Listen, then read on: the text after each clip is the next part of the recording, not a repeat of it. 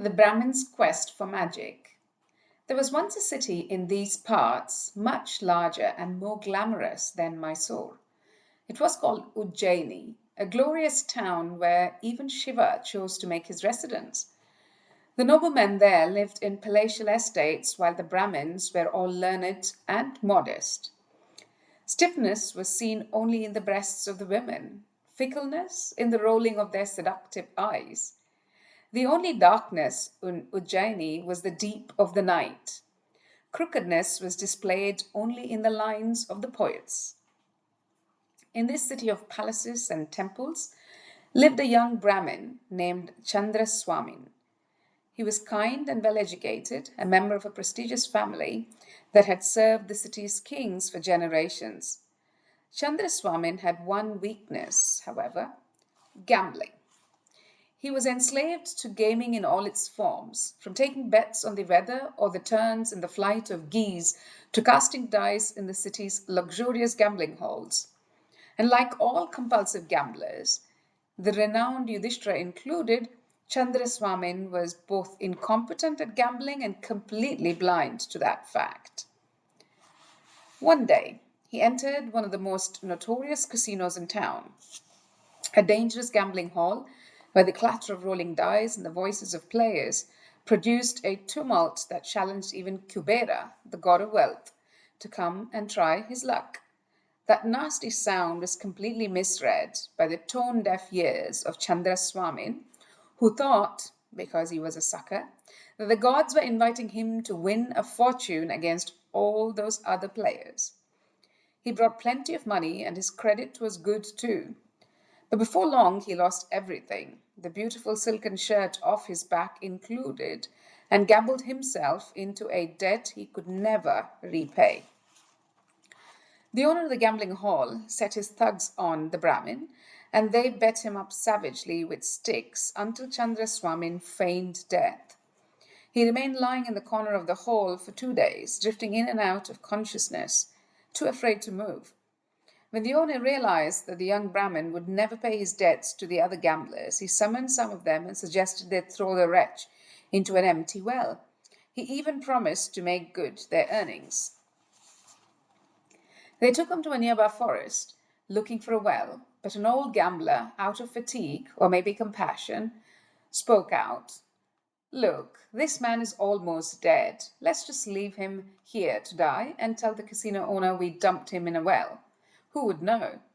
The others agreed, and they dropped the body under some bushes. Hours later, the naked Brahmin regained his senses and painfully dragged himself to an abandoned Shiva temple, a small white stone structure deep in vines with thick jungle foliage. Because he was bruised and crusted with dirt and blood, going home was out of the question. He resolved to wait till darkness, then look for food, perhaps even something to wear. Meanwhile, he rested on the cool floor. After some time, a tall Pashupata ascetic, looking like Shiva himself, walked into the temple. He had long knotted hair, and his nearly naked body was smeared with white ash. In his right hand, he was carrying a long trident. The holy man recoiled at the sight of the broken Brahmin, but hurried to offer him help. Chandraswamin, lowering his eyes in reverence for the holy man, introduced himself softly. Despite his obvious shame, he told his story honestly without covering up his own faults. The ascetic smiled compassionately and said, "You have suffered too much for such a minor sin, but it was good fortune that has led you into my hermitage, for I shall help you heal and feed you until you feel ready to go home." He offered some rice from his begging bowl, but the young man declined. "Thank you, sir, but I can't eat that food. As a Brahmin, I'm permitted to eat only food cooked by other Brahmins." The ascetic apologized for his absent-mindedness and told the Brahmin not to worry. He possessed a magical power, which he now called forth, commanding it to nourish the Brahmin. At that very instant, Chandraswamin found himself in a golden city, sitting under a mango tree in a lustrous garden of jasmine, roses, vasanthi, and fragrant henna, dressed in silk garments with gold and embroidery. 7 female attendants, all lovely and sensual, floated like mist out of a marble pavilion and beckoned him to rise and enter. The most beautiful among them took his hand. He could smell her soft water lily perfume as she led him to a throne inside the house where she made him sit beside her. The attendants brought tray after tray of heavenly food, beginning with fruit, sliced papaya and pitted mango, guavas and bananas, sweet oranges, and sugar cane. Then came the main course of flavored boiled rices, vegetable savories, pancakes made of wild figs cooked in clarified butter, and sweetmeats. All of this his beautiful companion fed to him with her own hand. He finished the sumptuous meal with betel nut flavored with 5 fruits. The meal made him drowsy, and he fell asleep reclining on satin pillows, with a soft hand stroking his head. He woke up in the morning to the sounds of the forest, lying on the floor of the old temple. The ascetic was there, staring at him with a kind, inquisitive smile. "How was your night, good sir?" The Brahmin was feeling a grave loss. "I enjoyed the night, sir, but without that beautiful woman, my life will be empty. I must go back to that garden." "Yes, I understand," said the renouncer. "As long as you remain my guest, you shall be able to visit your beloved. My science would transport you to bliss again and again." This arrangement worked for a while, but finally the young man lost patience with having to rely on the power of another man for his own pleasure. He begged the ascetic to teach him the secret of his wondrous power, but met only refusal. "This science," he heard, "is far too difficult to acquire, especially for someone as young and inexperienced as you." But the Brahmin persisted. "Why?" he asked. "What makes it so hard to learn?" And so the ascetic explained, "The science of creating new realities can be mastered only while you sit at the bottom of a river, chanting a secret spell. The science will erect obstacles to confuse you." "What kind of obstacles?" "I can't really say. It's different for different people. You might be frightened by demons and ghouls, while someone else could be lured by beautiful sirens. Some may experience themselves as strangers, young or old, foolish or wise, a man or a woman, perhaps even a she-wolf. But regardless of what the magic does to you, at a specific time you will be summoned by the power of your instructor in a very subtle way. It will dawn on you that your experience, your life and identity is an illusion. You will then have to climb a funeral pyre and burn yourself without hesitation or fear and walk out of the river in which you have been sitting. Should you fail to do so, you will never see your beloved, and I too shall lose this power forever. This is why I hesitate to teach you this science. I fear your inexperience." But Chandraswamin refused to listen. Driven by his desire for the beautiful woman of his visions, he pressed the holy man daily until he broke down the resistance of the sage. That morning the 2 men went to the river, where the ascetic showed the Brahmin how to enter the river and where to sit. He gave him this spell along with the instructions. "Repeat this charm in the water and you will immediately encounter the power of its magic. Meanwhile, I shall be right here on the bank. I will summon you when the time is right. Do not hesitate to respond to my call." The Brahmin followed his instructions precisely. Just then, in a nearby district, a child was born to a family of the carpenter caste. He was a beautiful and compassionate and a passionate baby, a bowler and with an insatiable appetite for his mother's breast, a responsive giggler to the adoring attentions of all women in the extended family. He grew up to be a spoiled but sweet child, nurtured by everyone who knew him until he became a soft and lazy young man. He passed the time in daydreaming, playing pranks on his relatives, or wandering the fields and hills of the district.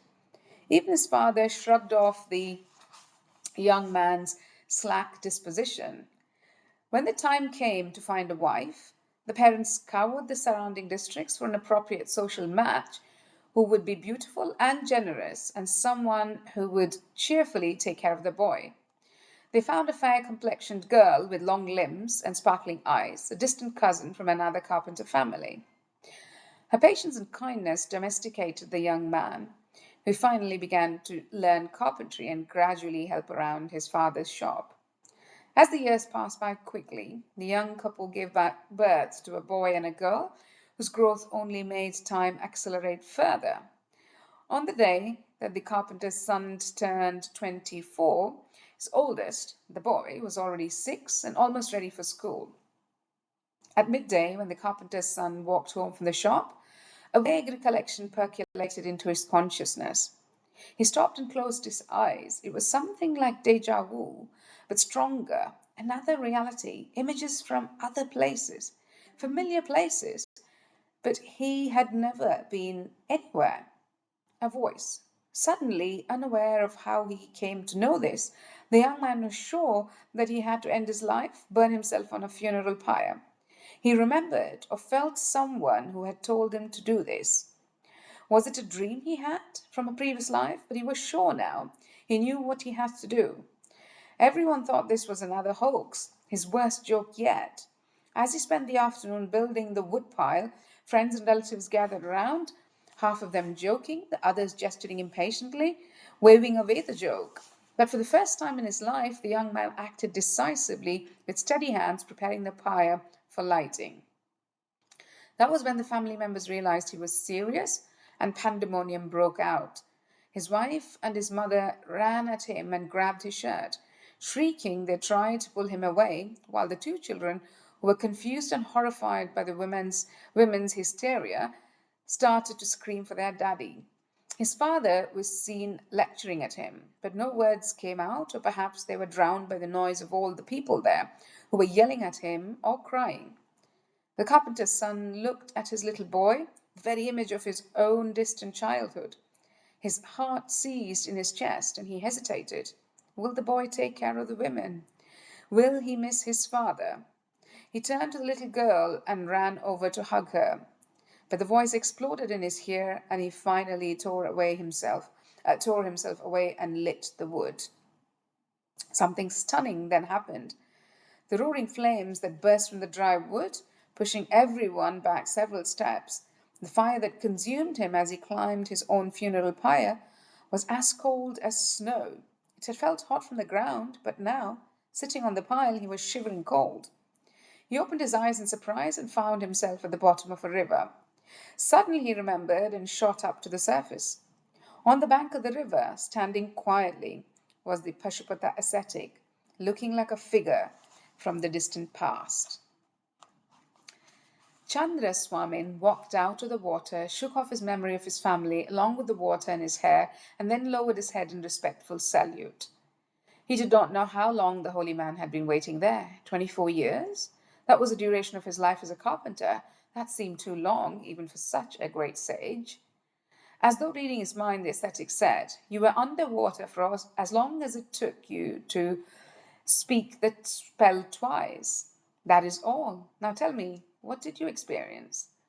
Chandra Swamin told him everything that took place, ending with a mysterious cold fire.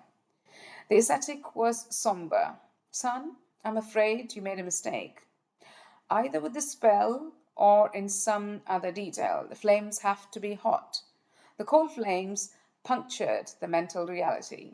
"No, sir, I'm sure I used the correct spell," Brahmin cried, and to prove it, he repeated the words accurately. "Still, something went wrong. You will not have the magical power, and I probably lost mine as well." The holy man tried to call forth his science, but nothing happened. The Brahmin repeated his story and began to cry, feeling that he had lost his beloved forever. But then he remembered his dear wife, whom he also loved, and his Brahmin father, and his voice became faint and unsure. "What did I do wrong? I did exactly what you told me." The holy man looked at his student sadly and said, "You hesitated. You clung to your life, refused to leave your wife and children." He added, "It was a brief hesitation, just a few moments, but the chance was even briefer, and it went by forever." We were stopped under a ficus bengalis that looked like it was dying. It was a perfect hangman's tree with its naked limbs running parallel to the ground. The old man leaned against the tree. He looked at me expectantly, waiting perhaps for a compliment or a question. So that's it? I asked. It's now back to his miserable old life of gambling and losing? I don't know, really. The story just ends there. What do you think of it, my friend? I suddenly remembered my feet, or else the sensation crossed the threshold again, because I began to feel a burn. I found a shady spot under a low, scrubby tree and sat on a rock. The bottoms of my feet, which I had totally forgotten for a while, were bright red, like lobsters in boiling water. The soil added to the raw color, but when I tried to brush it, the redness grew deeper. I muttered a curse, and the old man laughed. Of course, he was wearing his thongs. So now you're really feeling your feet, I see. It's my great story that made you forget, don't you think? He seemed serious about that. So I scornfully said, I find it very ironic that a man of God, a man of Shiva of all gods, would use his great powers in order to help a compulsive gambler achieve his sexual desires. That's the reason he lost his magic. The whole thing is so immoral. It's beyond me. At this, the old man laughed out loud and made a few rapid comments about my puritanical sensibilities. But then he said, no, my friend, what the Pashupata taught our hero has little to do with wealth or women. It's about time, or better yet, about timing. He gave him another life in the blink of an eyelash and showed him firsthand how easy it is to miss one's chance. Chance for what? Chance to wake up to what is real, to see through Maya, the cosmic illusion. It's like that pain in your feet. They've been burning for a while, but you have felt nothing. Your mind was elsewhere. Suddenly you woke up to what was there all along. It makes you wonder, doesn't it? What are we missing all the time that is constantly there? What kind of voice does it take to wake us up from the dream of our life? A good guru can teach us these things, but who can find one? And besides, he added as he turned and poked his finger lightly at my chest, who wants to wake up from this dream? We continued the climb, I resolved to keep my shoes off for a while longer, but only out of pride and stubbornness. It seems hopeless then, I said. You miss your one chance, which is too easy to do. I mean, how do you tell a true voice from a false one, anyway? And then you're stuck until you die, or forever maybe? I was now moving gingerly, planning carefully where to plant each step. A one-shot deal. You blink and you lose. I really don't see the point of trying. The old man was watching my deliberate walk and said, no, not once. That's your Western tragedy, not ours. We try again and again. If not in this instant, then the next. Or if not in this life, then there will be another, or the one following that. The opportunity is always there, although the key is not to look for external signs, but to realize that the issue is perception itself. Let me tell you another story.